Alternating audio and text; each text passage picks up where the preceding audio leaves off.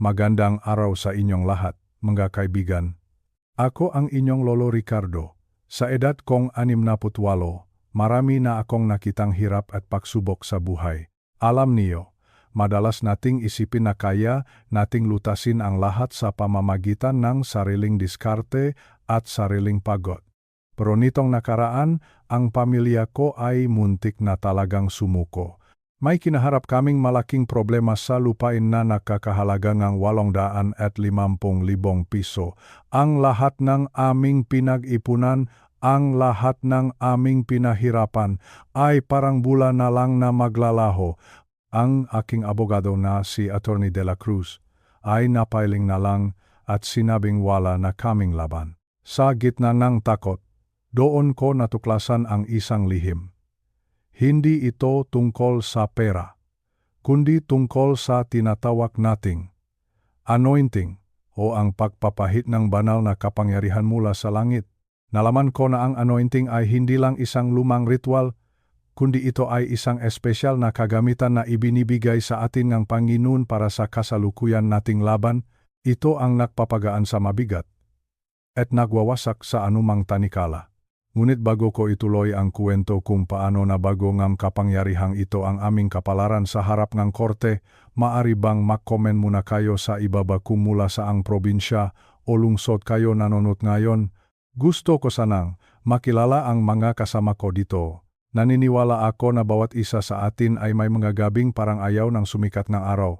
Mga gabing kahit anong pikit mo ay hindi kadalawin ng antok dahil sa bigat ng iyong iniisip. Ganito ang nangyari sa aming tahanan nung nakaraang buwan. Habang ang ulan ay malakas na pumapatak sa aming bubunga, parang ganon din kabigat ang bawat patak ng luha sa aming mga mata. Ang pamilya ko ay naharap sa isang malaking pagsubok, isang usapin sa lupain, isang lupang minanapa namin sa aming maninuno. Ngunit bigla na lamang may dumating na sulat mula sa korte. Sinasabi nila na ang aming karapatan sa lupang iyon ay wala ng bisa. Ang halagang nakataya ay hindi biro, 850,000 piso.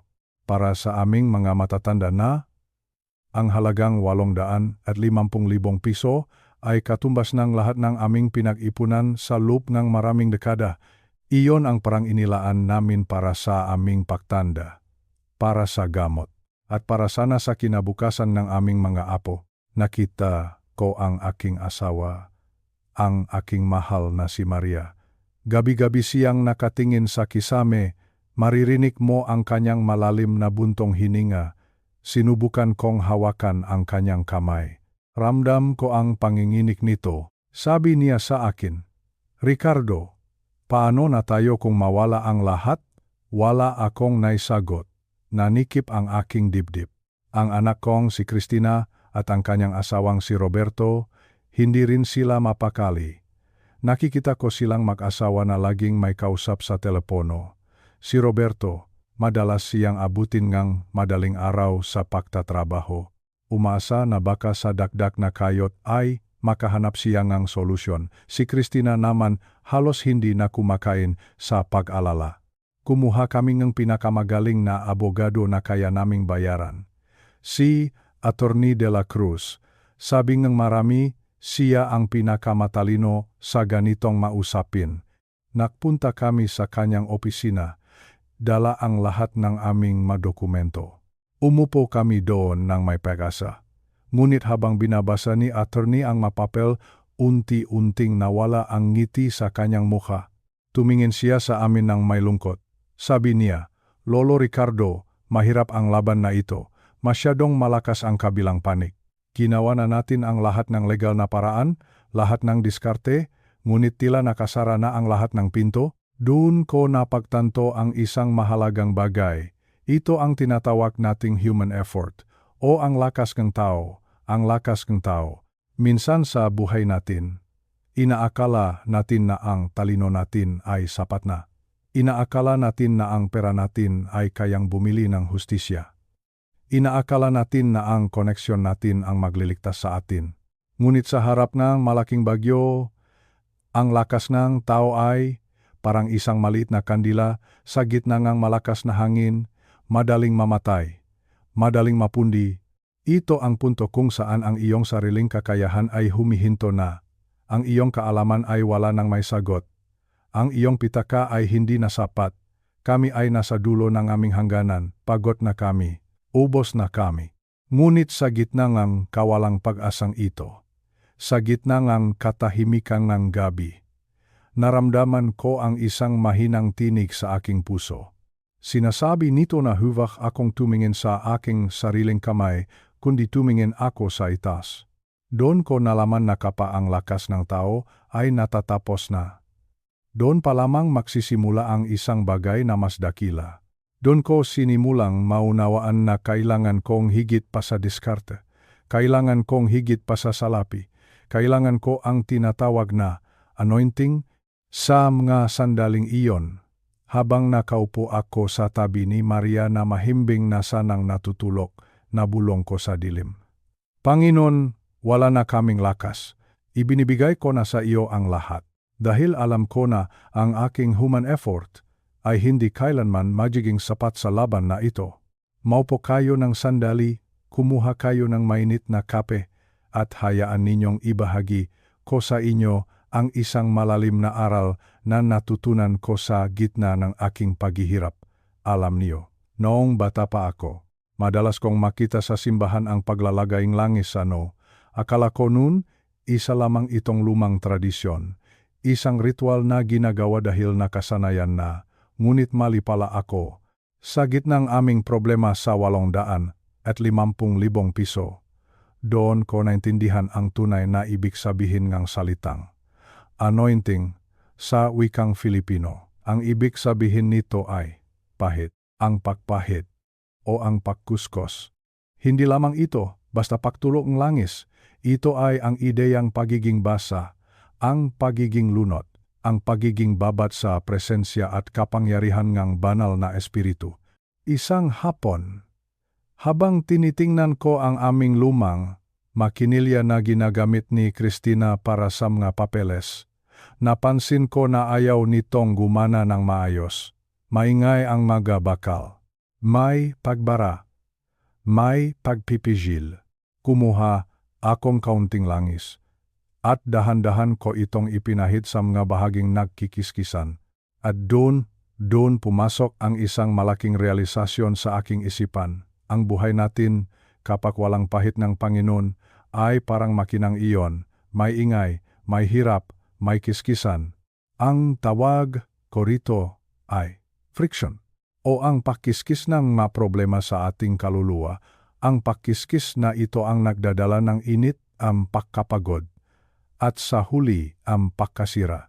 Ngunit kapag ang banal na espiritu ay nakpahit ng kanyang langis sa atin, nagkakaroon tayo na tinatawag na holy friction, isang banal na pagpapadulas.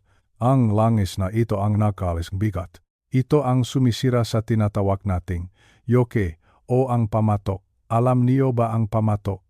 Iyon ang mabigat na kahoy na inilalagay sa lignang kalabaw para humilang ang mabigat na araro. Ang aming problema sa pera, ang takot na mawalan ng tahanan, iyon ang aming pamatok. Napakabigat sa lig, nakakangalay sa balikat. Ngunit ang pangako ng Panginoon ay malinaw.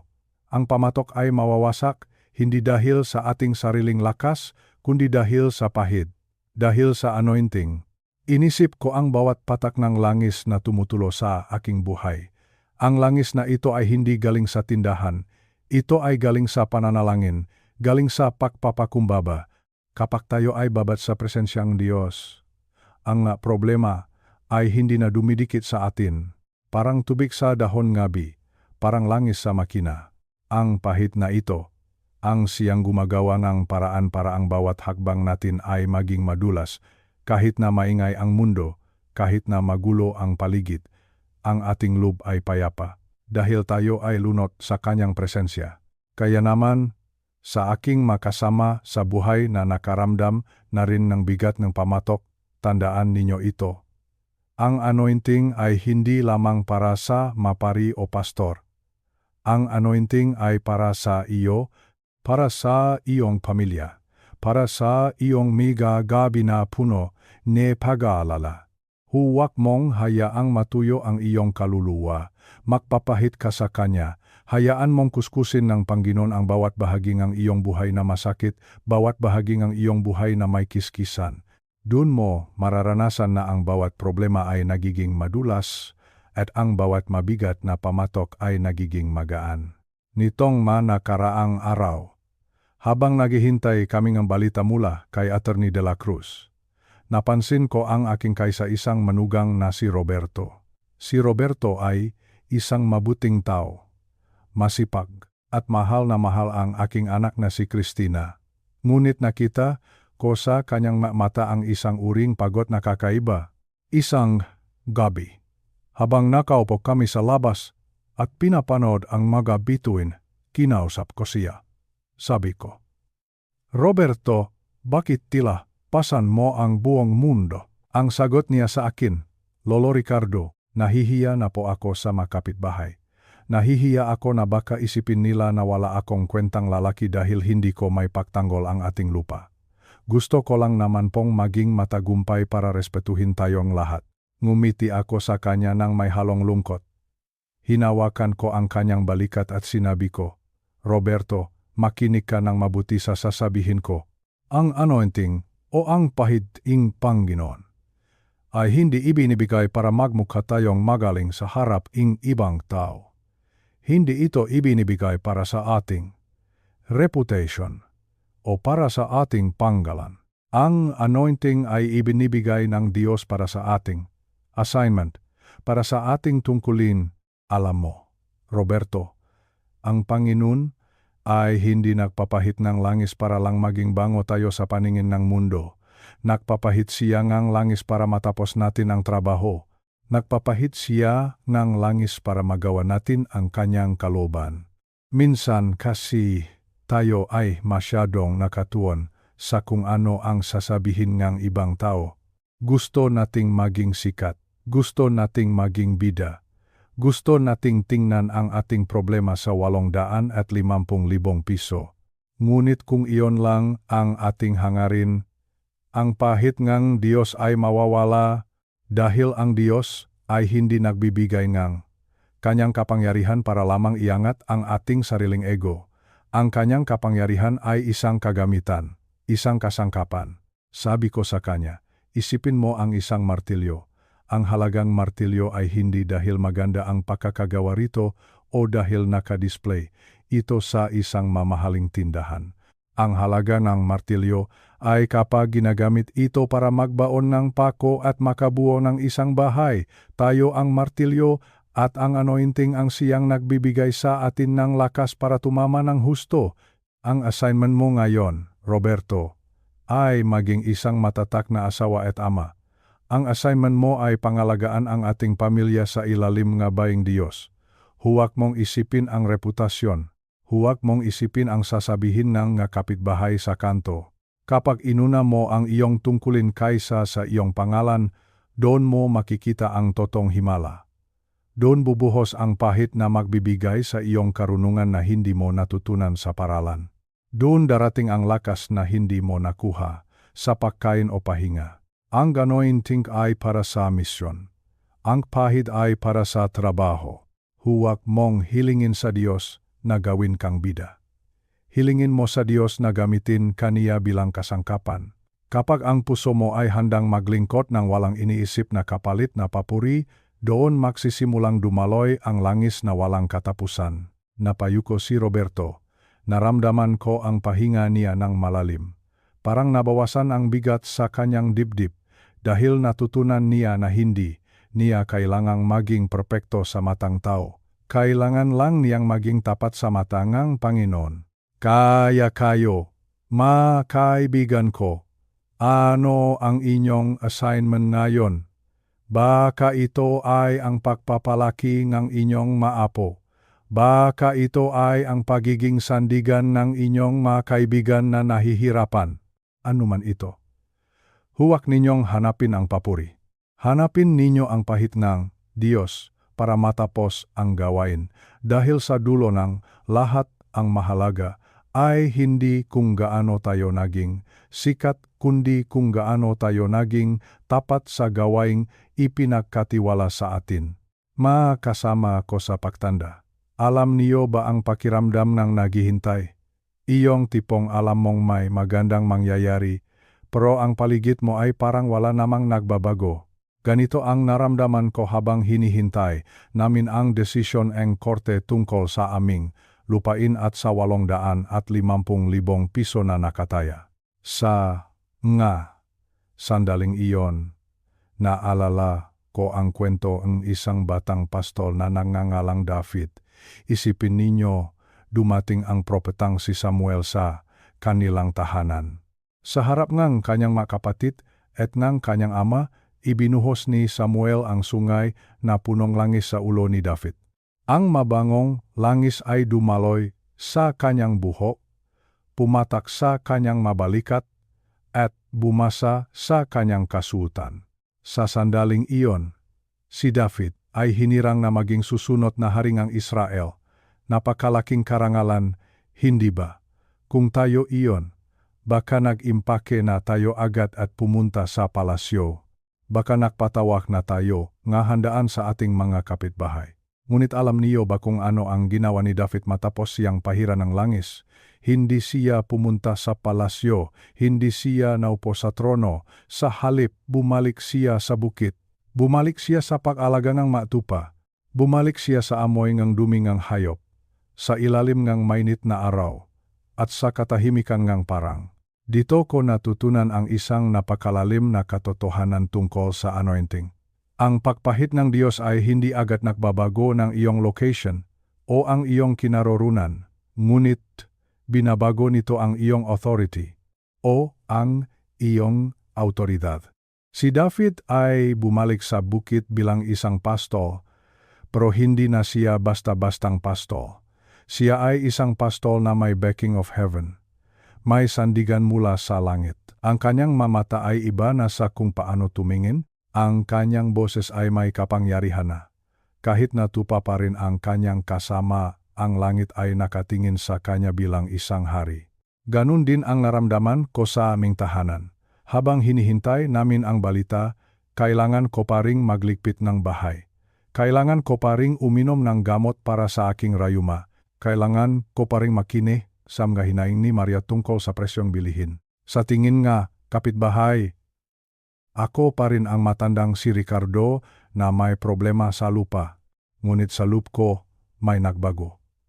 Alam ko sa aking puso na ako ay pinahiran ng Panginoon para sa laban na ito. Hindi pa nagbabago ang aking sitwasyon, pero nagbago na ang aking katayuan sa harap ng Diyos. Hindi na ako natatakot. Hindi na ako nanginginig kapag may dumarating na sulat mula sa abogado. Bakit? Dahil alam ko na ang autoridad na ibinigay sa akin ay hindi galing sa dokumento ng lupa, kundi galing sa langis na dinaloy sa aking espiritu.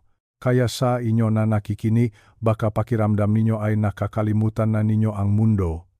Baka pakiramdam ninyo ay nasa bukit pa rin kayo at nag-aalaga ng matupa habang ang iba ay nasa palasyo na.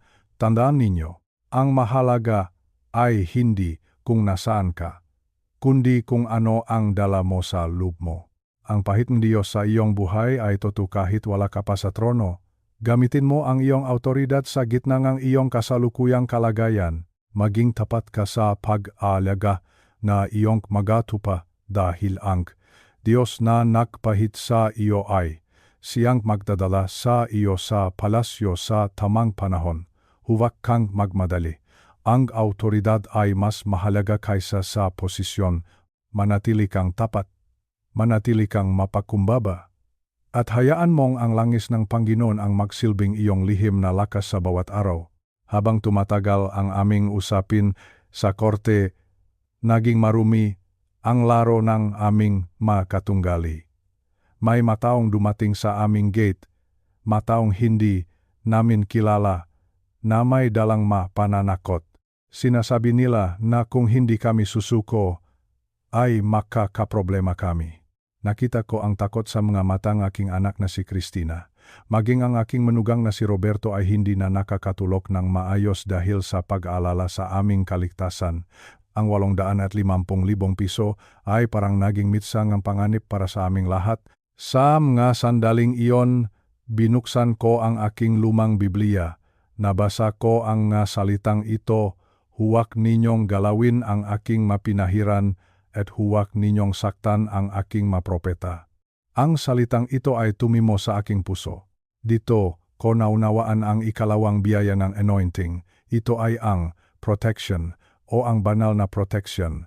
Alam niyo ba, ang langis kapag ipinahid sa isang bagay, ito ay nagiging madulas.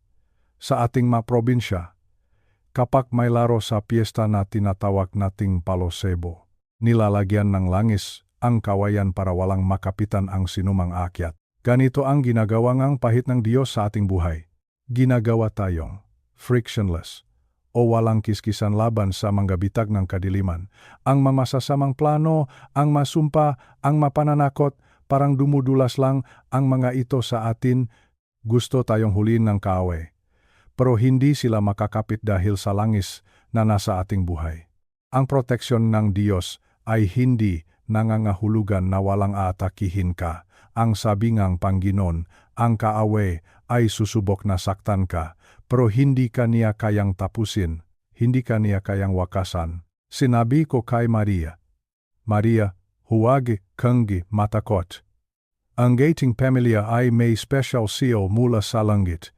Ang langis na nasa ating ulo ay nagsisilbing espiritual na kalazag. Ang mga taong iyon na nananakot sa atin ay hindi alam na binabangga nila ang pader ng langit. Naalala ko noong isang gabi, may isang sasakyang pabalik-balik sa tapat ng aming bahay. Imbes na manginig sa takot, tumayo ako sa aming pintuan at nanalangin ako ng tahimik. Sabi ko, Panginoon, iyong pahit ang proteksyon ng tahanang ito. Salamat dahil kami ay madulas sa mga kamay ng masama. Pagkatapos nun, naramdaman ko ang isang kakaibang kapayapaan. Alam kong ang maanghel ng Panginoon ay nakapaligid sa amin na may dalang maataba na nagniningning. Ang mabitak na inihanda para sa amin ay sila mismo ang mahuhulog. Kaya sa inyo na dumaranas ngang panggigipit, sa inyo na nakakaranas ngang pangapi mula sa mga taong makapangyarihan, huwag kayong mawalan ng pag-asa. Kung ikaw ay pinahiran ng Diyos, ikaw ay protektado. Ang langis na nasa iyo ay hindi lamang para sa banggo, ito ay para sa iyong seguridad. Huwag mong labanan ang galit ng kapwa mo ng galit din. Hayaan mong ang langis ang sumagot para sa iyo. Manatili kang nasa ilalim ng pahit ng Panginoon. At makikita mo na ang bawat palaso na ipupukol sa iyo ay mahuhulog lamang sa lupa at walang magagawa. Tandaan mo ang pangako, walang sandatang ginawa laban sa iyo ang magtatagumpay. Bakit? Dahil ikaw ay pagaring hari, ikaw ay pinahiran, at ang sinumang humipo sa iyo ay humihipo sa kislap ng mata ng Diyos. Matulog ka ng mahimbing, dahil ang tagapagbantay ng Israel ay hindi natutulog at ang kanyang langis ay patuloy na dumadaloy sa iyong pintuan. Mga kaibigan ko, naranasan niyo na ba ang mapagod sa kakahintay? Iyong tipong ang isang buwan ay parang isang taon sa bagal? Ganito ang naramdaman namin sa aming kaso sa lupa. 5 taon na kaming pabalik-balik sa opisina ng gobyerno. 5 taon na kaming nagbabayad ng kung ano-anong bayarin. Ang halagang 850,000 piso ay tila lalo pang lumiliit dahil sa daming ang gastos sa legal na usapin. Dumating ang araw ngang aming huling pakikipaharap sa mediation. Kasama ko ang aking abogado na si Attorney de la Cruz. Nakita ko ang pawis sa kanyang kahit na malakas ang aircon sa loob ng silid. Hawak niya ang makakapal na librong batas. Sabi niya sa akin, Lolo Ricardo, mahirap ang usaping ito. Masyadong magulo ang mga dokumento mula pa noong dekada 70. Baka abutin pa tayo ang panibagong 5 taon bago ito matapos. Naroon din ang kabilang panik. Ang kanilang abogado ay tila kampanteng-kampante. Nakangisi sila sa amin na tila ba alam nilang talo na kami. Ang aking asawa na si Maria ay mahigpit na nakahawa sa kanyang rosaryo sa labas ng pinto. Ang lahat ay nakasalalay sa oras na iyon. Ngunit bago kami pumasok, pumikit ako ng sandali. Nanalangin ako sa aking puso. Sabi ko, Panginoon, Hindi ko na kaya ang 5 taon pa. Kailangan ko ang iyong tulong. Kailangan ko ang iyong proficiency o ang iyong banal na kasanayan. Sa gitna ng usapan, habang nagtatalo ang mga abogado tungkol sa makateknikal na bahagi ng batas, bigla akong nakaramdam ng isang kakaibang kalinawan sa aking isipan. Parang may nagbulong sa akin nga tamang salita. Humingi ako ng pakakataon na magsalita. Tumingin sa akin si Attorney De La Cruz na tila nagtataka. Pero tumayo ako sa loob ng 5 minuto. 5 minuto lamang. Inilahad ko ang isang simpleng katotohanan tungkol sa kasaysayan ng lupang iyon. Isang detalye na hindi nakasulat sa kahit anong libro. Isang alaala na ibinigay sa akin ng Espiritu Santo sa sandaling iyon. Nagulat ang lahat. Ang abogado ngang kabilang panik ay natigilan. Ang mediator ay napatingin sa kanyang nga papel at biglang tumango. Sabi niya, ito ang matagal na nating hinahanap na katibayan. Bakit hindi natin ito napansin noon? Sa loob ng 5 minutong iyon, natapos ang gulo na inabot ng 5 taon. Ito ang tinatawag nating acceleration o ang banal na pagpapabilis. Kapag ang pahit ng Diyos ay nasa iyo, ibibigay niya sa iyo ang isang uri ng karunungan na hindi mo pinag-aralan. Ibibigay niya sa iyo ang isang uri ng lakas na hindi mo pinagsanayan. Ito ang tinatawag na extra sa iyong ordinary. Ang kasanayan na galing sa langit ay higit pa sa anumang kurso sa universidad. Nagawa naming ayusin ang usapin sa loob ng isang iglap. Paglabas namin, hindi makapaniwala si Attorney De La Cruz. Sabi niya, Lolo Ricardo, paano mo nalaman ang bagay na iyon? Kahit ako na naaral ng batas ay hindi naisip ang anggulong iyon. Ngumiti lang ako at sabi ko, Attorney, hindi yon galing sa akin. Galing iyon sa langis na ipinahit sa aking buhay. Mga kapatid, kung kayo ay pagod, nasa mabagal na prosesong mundo. Kung kayo ay nawawalan ng pag-asa dahil sa tagal ng inyong hinihintay, huwag kayong sumuko. Ang isang patang pahit ng Diyos ay kayang tapusin ang problema ng maraming taon sa loob lamang ng ilang minuto. Ang Panginoon ang siyang nagpapabilis ng takbo ng ating tagumpay. Hindi sa pamamagitan ng ating lakas, kundi sa pamamagitan ng kanyang biyaya sa ating mga talento. Hayaan mong ang kanyang pahit ang magbigay sa iyong tamang salita, sa tamang tao, sa tamang oras. At makikita mo, ang 5 taon mong paghihirap ay matatapos sa isang iglap ng kanyang kapangyarihan. Matapos ang aming tagumpay sa korte, may isang bagay na kakaiba ang nangyari. Akala ko ay tapos na ang lahat at babalik na kami sa tahimik na buhay. Ngunit tila nagsimula pa lamang ang isang panibagong yugto. Bigla na lamang may mga taong kumatok sa aming pintuan, hindi para maningil o manakot, kundi para humingi ng tulong at pakikipagkaibigan. Ang manegosyante sa aming bayan, ang mga opisyal, at maging ang mga taong dati ay hindi kami pinapansin. Bigla silang naging interesado sa amin. Ang aking anak na si Christina ay nagulat dahil ang kanyang maliit na negosyo ay biglang daksang mamamimili. Ang aking manugang na si Roberto ay nakatanggap ng magandang alok para sa isang proyekto. Bakit? Paano ito nangyari? Hindi naman kami nagbayad ng patalastas. Hindi naman kami nakmakaawa sa mga tao. Dito ko naunawaan ang ikatlong kapangyarihan ng anointing. Ito ay ang positioning o ang banal na paglalagay sa tamang posisyon. Alam niyo ba, ang pahit ng Diyos ay may kasamang fragrance o isang uri ng mabangong halimuyak. Kapag ang isang tao ay pinahiran ng langis, hindi mo kailangang sabihin sa lahat na pinahiran ka. Amoy pa lang, alam na nila. Ang bango ang langit na nasa iyo ang siyang magsisilbing iyong advertisement o iyong sariling patalastas. Hindi mo kailangang ipagsigawan ang iyong pangalan. Hindi mo kailangang itulak ang iyong sarili para mapansin. Kapag ang pahit ng Diyos ay nasa iyo, siya mismo ang magbubukas ang mapinto na walang sinumang tao ang makakapagsara. Siya mismo ang kukuhang iyong kamay at ilalagay ka sa gitnang maraming tao para ikaw ay mamukot tangi. Sabi ko kay Roberto, Roberto, tignan mo ang nangyayari. Hindi tayo ang humahanap ng pagkakataon, ang pagkakataon ang humahanap sa atin, iyan ang ginagawa ng langis. Ang langis ang humihila sa mga tamang tao para lumapit sa iyo. Isipin niyo ang isang bulaklak sa gitna ng masukal na damuhan. Hindi kailangang sumigaw ang bulaklak para lapitan siyang mabubuyog. Ang kailangan lang niyang gawin ay ilabas ang kanyang bango, at ang mga bubuyog ay maglalakbay mula sa malayo para lamang marating siya. Ganon din tayo sa ilalim ng pahid ng Panginoon. Kapag ikaw ay babat sa kanyang presensya, maglalabas kang isang espiritual na halimuyak na nakakaakit ng pabor. Ang pabor ni Diyos ay mas malakas kaysa sa kahit anong koneksyon sa mundo. Hindi mo na kailangang makipagkumpetensya, hindi mo na kailangang mainggit sa iba, dahil alam mo na sa tamang panahon, ilalagay kang Diyos sa tamang lugar para sa kanyang layunin. Ang aming problema sa 850,000 piso ay naging tulay lamang para makilala namin ang mataong makatulong sa amin sa hinaharap.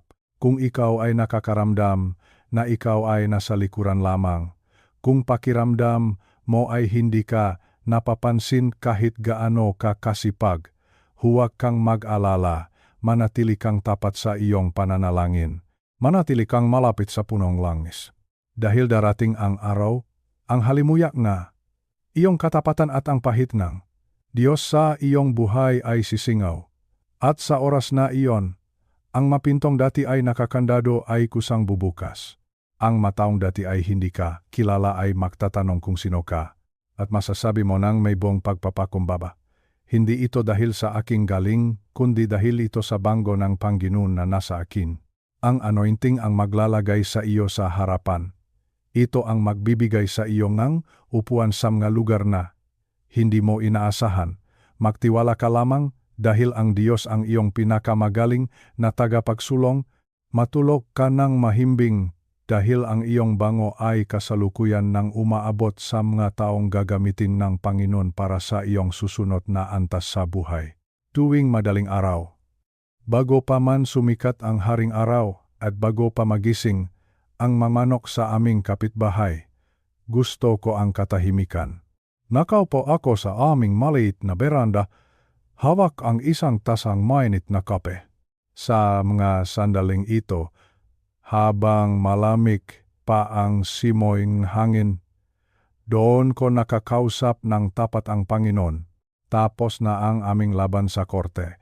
Ang usapin tungkol sa 850,000 piso ay naayos na. Ang aming lupain ay ligtas na. Ngunit alam niyo ba, ang pagtatapos ng isang malaking problema ay hindi nangangahulugang tapos na ang ating pangangailangan sa Diyos. Isang umaga, lumabas ang aking anak na si Christina. Nakita ko sa kanyang mukha ang pagod. Kahit nawala na ang malaking problema, parang marami pa rin siyang inaalala. Ang negosyo, ang mga bata, ang pang-araw-araw na bayarin. Umupo siya sa tabi ko at bumuntong hininga. Sabi niya, "Itay, bakit parang kahit tapos na ang gulo? Nakakaramdam pa rin ako ng tuyot? Parang wala akong lakas para sa araw na ito." Hinawakan ko ang kanyang kamay at ngumiti ako ng bahagya. Sabi ko sa kanya, "Anak, ang problema mo ay sinusubukan mong harapin ang nahigante ngayon gamit ang langis ng kahapon. Makinig kayo ng mabuti, makaibigan ko, ang anointing o ang pahit ng Diyos ay hindi isang bagay na ibinibigay sa atin ng isang beses lang at sapat na para sa habang buhay. Hindi ito parang isang baterya na kailangang maubos bago kargahan muli. Ang pahit ay isang daily dependence o ang pang-araw-araw na pagdepende sa Kanya. Isipin ninyo ang mga Israelita noong unang panahon sa disyerto. Binibigyan silang Diyos ng pagkain na tinatawag na manna, ngunit ang utos ng Diyos, "Kumuha lamang kayo ng sapat para sa araw na ito." Kapag itinago nila ito para sa kinabukasan, ito ay nabubulok. Bakit? Dahil gusto ng Diyos na lumapit tayo sa Kanya tuwing umaga. Gusto ng Diyos na malaman natin ang langis na nakligtas sa atin sa korte nung nakarang buwan ay hindi ang langis na magliligtas sa atin sa stress na trabaho ngayong hapon. Sabi ko kay Christina, "Anak, kailangan mong manatiling nakakabit sa punong ang olibo." Ang punong olibo ay walang iba kundi ang Panginoong Hesukristo. Ang langis ay dumadaloy lamang kung ang sanga ay nakakabit sa puno. Kapag humiwalay ka, matutuyo ka. Kahit gaano ka pa kagaling. Kahit gaano pa karami ang iyong karanasan. Kung wala ang sariwang daloy nga, kanyang presensya, magiging tuyot ang iyong kaluluwa. At may isa pang mahalagang bagay, ang anointing ay nangangailangan ng isang empty vessel o isang bakanteng sisidlan. Alam niyo ba, ang Diyos ay hindi magbubuhos ng kanyang bagong langis sa isang sisidlan na puno nga ano? Punong yabang, punong sariling diskarte, punong galit o punong tiwala sa sarili. Kung sa tingin natin ay alam na natin ang lahat, kung sa tingin natin ay kaya na natin dahil may pera na tayo o dahil tapos na ang problema, doon tayo nagkakamali. Ang Panginoon ay naghahanap ng isang pusong nagsasabi, "Panginoon, ako ay walang laman kung wala ka. Ako ay kulang kung wala ang iyong gabay. Punuin mo po ako muli." Ang pahit na ito ay expensive, napakamahal. Bakit? Dahil ibinigay ni Jesus ang kanyang buhay para makuha natin ito. Ibinigay niya ang lahat. Ngunit para sa atin, ito ay libre. Ngunit ang libreng ito ay may kapalit pa rin sa ating panah. Ang kapalit ay ang ating surrender o ang ating pagsuko, ang pagpapakumbaba. Huwag mong subukang mag-grin o magpakapagot ng husto gamit ang sarili mong lakas. Huwag mong pilitin na wasakin ang pamatok sa iyong lig gamit ang iyong sariling kamay. Ang pamatok ay nawawasak dahil sa pahit, dahil sa anointing. Napatingin si Christina sa kanyang tasang kape at tumango. Sabi niya, "Itay, kailangan ko nga palang huminto ng sandali at humingi ng bagong lakas. Akala ko kasi, dahil nanalo na tayo, kaya ko na." Iyan ang pagkakamali nating matao. Akala natin ay graduate na tayo sa pagdarasal kapag okay na ang lahat. Ngunit ang anointing ay kailangan natin hanggang sa huling hininga natin. Kaya kayo, mga kasama ko sa paglalakbay na ito, kumusta ang inyong sisidlan? Tuyot na ba? Pakiramdam niyo ba ay parang puro kayot na lang pero walang bunga? Baka naman tumatakbo kayo gamit ang lumang langis ng nakaraang linggo. Lumapit kayo sa puno ng olibo, maging mapakumbaba. Aminin ninyo na kayo ay walang laman kung wala siya, at makikita ninyo, bubuhos ang isang sariwang pahit, isang sariwang karunungan, isang sariwang kapayapaan na hindi kayang ibigay ng mundong ito. Huwag kayong matakot sa mga higante ng bukas, dahil ang Diyos na nagpahid sa inyo kahapon, ay handang magpahid sa inyo muli ngayon. Manatiling nakakabit, manatiling gutom sa kanyang presensya, at hayaan ninyong ang langis ay dumaloy ng walang patit sa inyong buhay. Ang bawat araw ay isang pagkakataon para makatanggap ng bagong langis. Huwag itong palampasin, dahil ang anointing ang siyang magbibigay sa inyo ng kakayahang hindi lamang mabuhay, kundi magtagumpay sa gitna ng anumang unos. Matulog kayo ng may pasasalamat, at gumising kayo ng may pananabik. Dahil ang Panginoon ay may nakahandang sariwang supply para sa iyo sa bawat pagdilat ng iyong mata, mga mahal kong kaibigan, mga nanay, at mga tatay. Dito po muna nagtatapos ang ating kwento sa araw na ito. Sana ay nananatili kayong ligtas at payapa ang kalooban sa inyong matahanan. Habang binubuo ko ang huling bahaging kabanatang ito, hindi ko mapigilang mapagnilay-nilay ang mga nangyari sa ating bida. Alam niyo po, sa buhay natin, madalas tayong dumarating sa punto na parang wala na tayong matatakbuhan, katulad na lamang ng naramdaman niya kanina. Habang tinitignan ang huling 500 piso sa kanyang lumang pitaka, ang 500 piso na iyon, para sa iba ay maliit na halaga lamang, pero para sa isang taong nagsisikap at may pinagdadaanan, ang 500 piso ay katumbas na ngang pag-asa para sa susunod na bukas. Naalala ko tuloy ang sinabi ng kanyang matalik na kaibigan. Sabi niya, huwag kang mag-alala. Ang Diyos ay hindi natutulog. Ang bawat sentimo na ibinibigay mo ng may pagmamahal ay babalik sa iyo ng higit pa sa iyong inaasahan. Napakasarap pakinggan nga salitang iyon, hindi po ba? Isang paalala na sa gitna ng hirap ng buhay dito sa ating bansa, sa gitna ng init ng araw at pagod sa pagtatrabaho, ay mayroon pa ring kabutihang namumukatkat, ang ugaling Pilipino na pagtutulungan, o ang tinatawag nating bayanihan, ay hindi kailanman mawawala sa ating mga puso. Minsan, ang kailangan lang natin ay isang taong makikinig sa atin, isang taong magsasabing, naiintindihan kita. Kaya naman sa pagtatapos ang kabanatang ito, nais kong magpasalamat sa inyo. Salamat dahil hinayaan ninyo akong maging bahagi ng inyong oras. Salamat dahil kahit sa pamamagitan lamang ng boses na ito ay nakasama-sama tayo. Huwag po nating kalilimutan na ang tunay na kayamanan ay wala sa daming ng pera sa bangko, kundi nasa kapayapaan ng ating isip at pagmamahal ng ating pamilya.